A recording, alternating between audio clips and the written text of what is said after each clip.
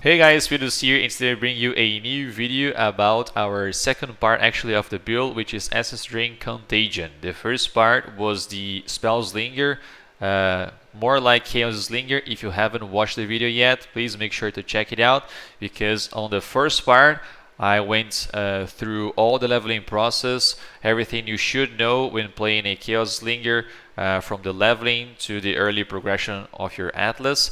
So basically the bandits, the ascendancy, and the passive tree, the jewels are the same.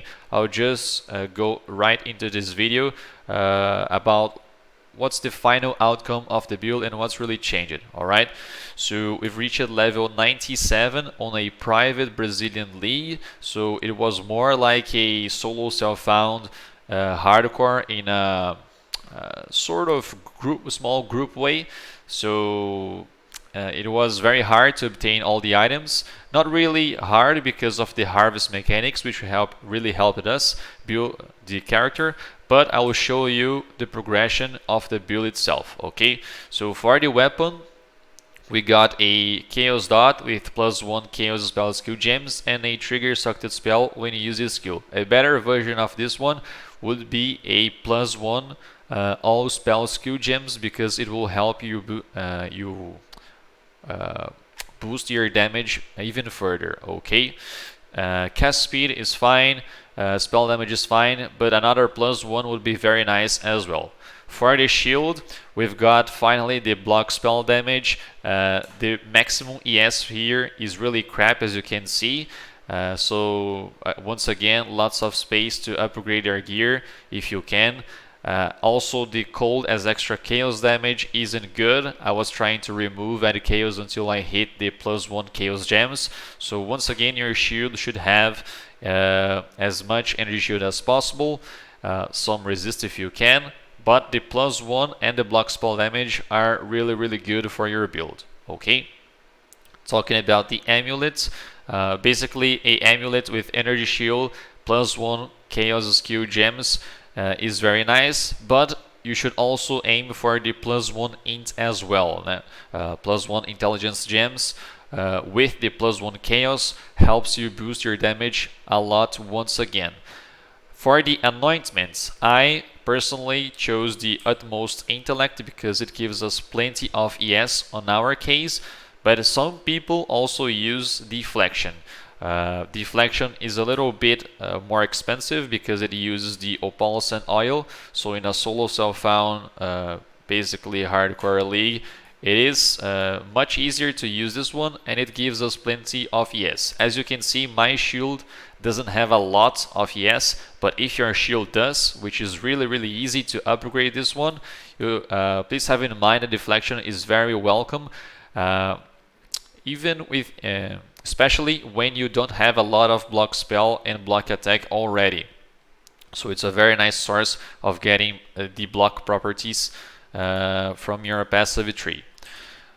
Another good amulet for your build or modifiers is the Chaos Damage Over Time multiplier, which helps a lot with the damage as well. Unfortunately, I hadn't had the opportunity of crafting the perfect one, the one that I was aiming for, but a very nice amulet once again is with +1 chaos, +1 intelligence, some energy shield if you can, and also the chaos dot multiplier over there. The helmet, you should aim for a SS drain damage 40% with as much energy shield as possible, some resistance if you can, but most importantly, the chance to avoid elemental ailments crafted on your suffix. This will help you regarding the survivability when playing hardcore. It is a very nice mechanic to have. For the rings, basically energy shield with resistance, that didn't change. So if you can and have the opportunity, please aim for a nice influence where you can get the percentage of increased maximum energy shield, such as this one. It is very nice. It will help you boost your energy shield even further. For your chest, you should aim for a status garb, like you already know, with as much evasion rating and energy shield as possible. I was trying to craft this one. I was almost got the chance of removing a life twice, so I could craft on our prefix the chance to avoid elemental ailments once again. This would help and make us be 100% elemental ailments immune, which would be awesome. But I couldn't get, so very unfortunate. But have in mind that energy shield recovery per second with as much evasion and as much energy shield with this sort of craft regarding the elemental ailments immune is very welcome on your chest. For the belt, I got bated breath because it was very good. It was the best belt that I could afford in terms of cost and benefit. But you could get a very nice Stygian Vise or a crystal belt with some influences to help you with the chaos damage and the maximum energy shield. So have that in mind, very good options as well. For the gloves, I was trying to craft a gloves with Essence of Delirium because Essence of Delirium gives the Sucked Gems deal 30% more damage over time, which is amazing for sucked in your Essence Drain or your Vol Blight. But I hadn't had the enough crafts to manage to work out around these gloves. So what I did was to get as much energy shield and resist as possible with a suffix open to craft the chance to avoid elemental ailments. Very nice there.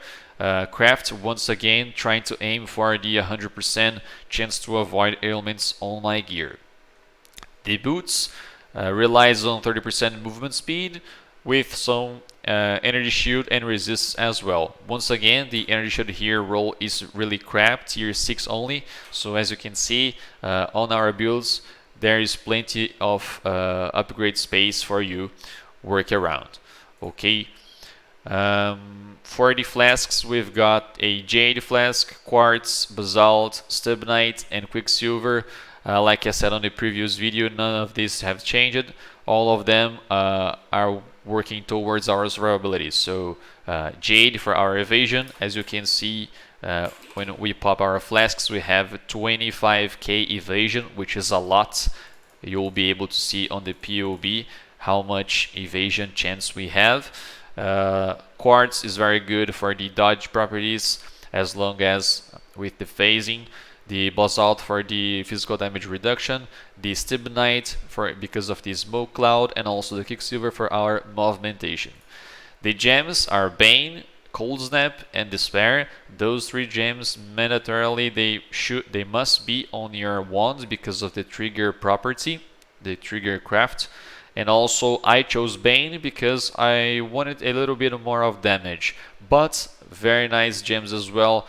And welcome here are the Tempest Shield gem because it helps us build around the remaining block attack and spell that you may need in some cases, or you could also use Purifying Flame because of the consecrated ground that it creates around us. Some people suggested that on the stream as well, so have that in mind. We also use Blight with Infused Channeling, Efficacy, and Control Destruction. Shield Charge, Faster Attacks, and Fortify. Contagion, Arcane Surge, Intensify, Increased AoE. Malevolence, Discipline, Flame Dash, and Withering Step. The last of all is Essence Drain, Awakener Control Destruction or Control Destruction, Swift Affliction, Efficacy, Void Manipulation, and Energy Leech. Energy Leech felt really good when playing the hardcore, and also because I didn't level the Empower as much in order to vol it and aim for a level 4 Empower, which is the best 6 link in my opinion. The 6 socket right there. What you could do as well is use Despair. Some people like it too. But Energy Leech felt really good in terms of survivability because it gives us the leech property and also a very nice more damage while leeching, which in some cases really helped it around because it gave us more damage. So how do you play this build? You will move around by using the shield charge, and then you will be constantly casting the Cold Snap, the Despair Curse, and also the Bane, which are the gems on your wand. You can use the Flame Dash whenever you need to. And also fighting against the bosses, you will use the Blight as long as you can. You will also use the Withering Step to apply the Withering stacks and also give you some elusive, which is very nice defensively speaking. You will cast the Contagion to proc your Arcane Surge even when bossing, because this will give you more spell damage, and also you will cast the Essence Drain on your boss to effectively deal damage over time. It may seem a little bit complicated, but once you get used to it, it flows very easily, the gameplay. So don't worry about it, just get into the gameplay. This is one of the best builds I've played in hardcore. It has tons of evasion, it has dodge with the Withering Step, elusive, and the Flasks. It has the attack and spell block cap, which is 75, very nice as well. We have Glancing Blows, which allows us to mitigate our damage received. It has 11k ES. Considering that we are in hardcore, I prefer to stay alive instead of having more damage and, I don't know, being in more dangerous places, more dangerous situations. So you also have the opportunity of being 100% immune to elemental ailments, which is amazing, especially when you become Ignite and sometimes and your energy shields start falling. So overall speaking, really nice build. You can also do it in solo self-found hardcore, any league type basically. This was a Brazilian private league with only a few people, so it was very similar to the solo self-found style. So very nice to play. I had tons of fun. Not to mention I've reached level 97 on a hardcore league. As you can see, I haven't died too. So I like it. I enjoyed it a lot, and I hope you guys also enjoyed the video. If you have any questions, please make sure to comment on the video below. Thank you very much for watching, and see you next time.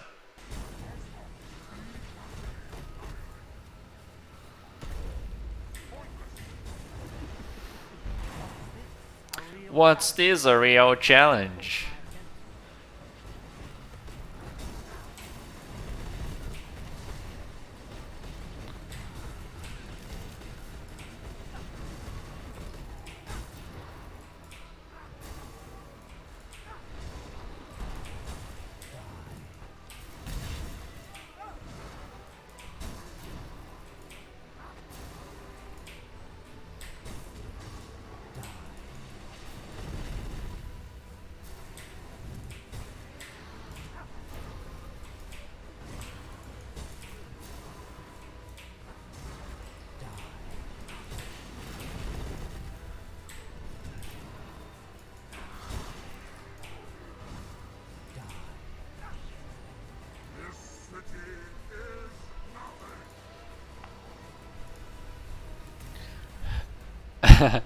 Dick Gex tá louco lá por uma carcaça, Jack.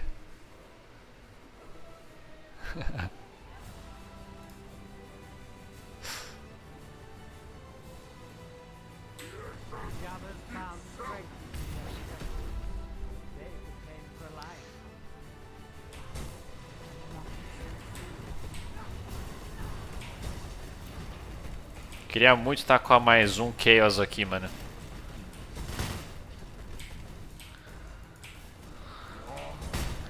Mais um Chaos no amuleto.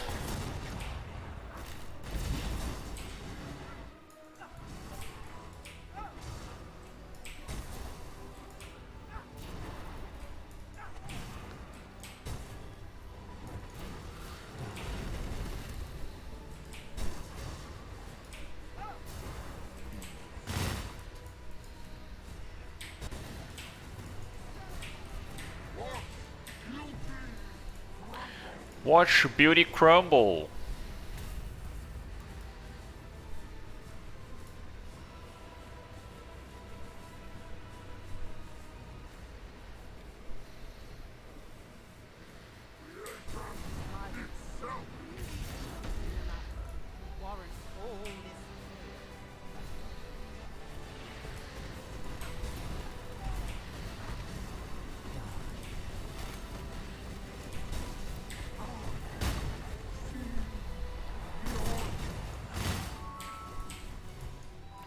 Vixe, o alarme começou a tocar, mano.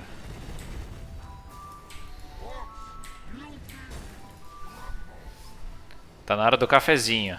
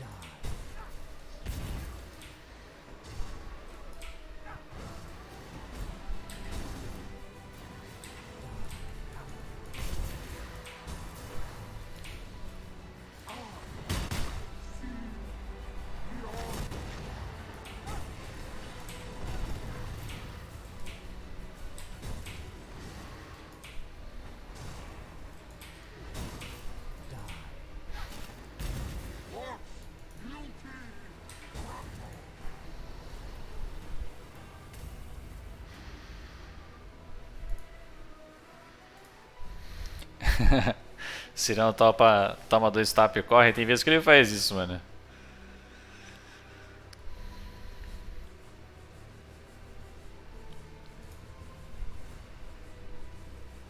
Ô, humilde.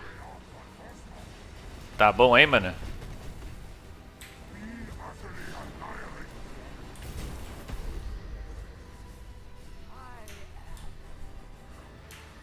I am alive. Famoso I am alive.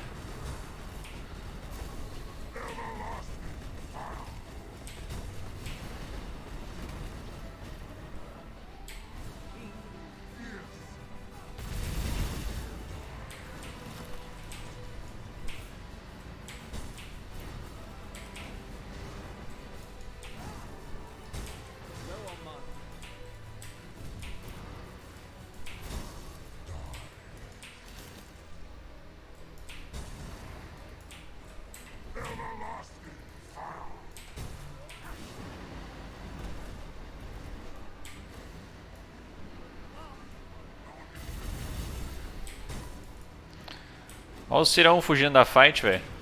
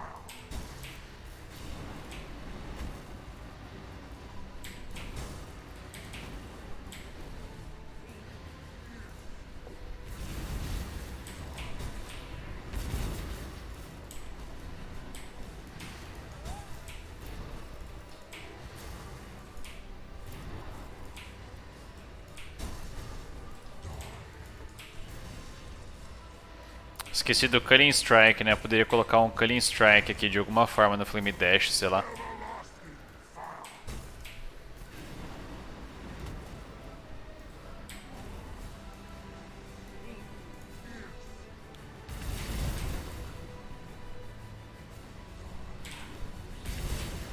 Nossa, ele foi pra um lugar onde eu não tinha visão, velho.